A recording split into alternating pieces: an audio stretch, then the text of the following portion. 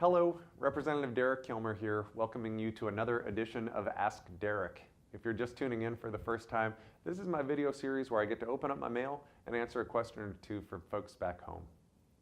So recently I heard from Eugene in Tacoma, who urged Congress to pass the Earned Income Tax Credit and the Child Tax Credit. Well, Eugene, I've got good news for you.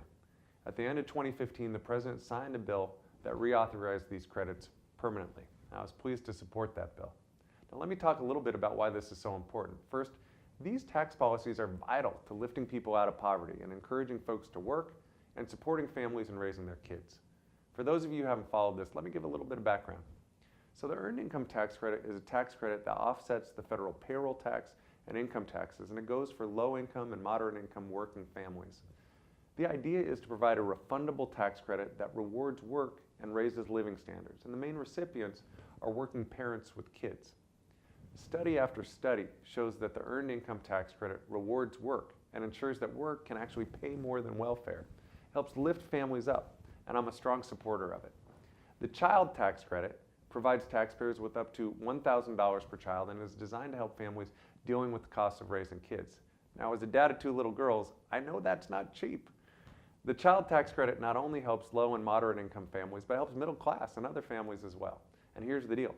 The Earned Income Tax Credit and the Child Tax Credit not only reduce poverty and encourage work, research suggests that they also increase the likelihood of kids finishing school and having more success in life. There are clear long-term benefits to kids. So I'm a strong supporter of these credits.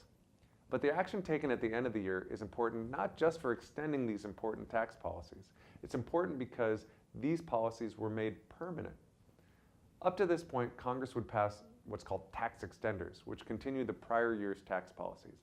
And that wasn't particularly productive. It led to policies being enacted at the last minute, or even worse, retroactively. And that fails to give certainty to families just trying to make ends meet. They wouldn't know what their tax obligation was.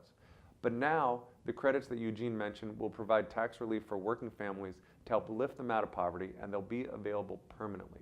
Folks won't have to worry about these policies going away. Listen, the tax code is still too complex and in major need of reform, but the bipartisan bill that I supported and that passed represents progress, and I'm hopeful we'll make more progress. Now, I also recently heard from Bruce in Bremerton pointing out that we need to make sure military retirees can afford quality health coverage. Bruce, I couldn't agree with you more. I represent more veterans than just about any other member of Congress, and as a consequence, it's important to me that we get this right. I actually voted to boost investments in the Veterans Administration, in the VA, in the government funding bill that we just passed into law a couple months back. We also passed a bill to reduce the claims backlog and get those veterans the care they need. I've also gotten the Government Accountability Office, the GAO, to examine the VA's organizational layout and workforce and IT systems so that we can more effectively enact oversight and improvements to care. Going forward, I'm going to do everything I can to make sure our system is affordable and doesn't leave veterans waiting to get the care that they need. And I'll keep gathering input from local veterans to ensure we stay on the right track. If you serve our country, we need to have your back. All right, that's it for this month. Thanks for tuning in, and keep the mail coming.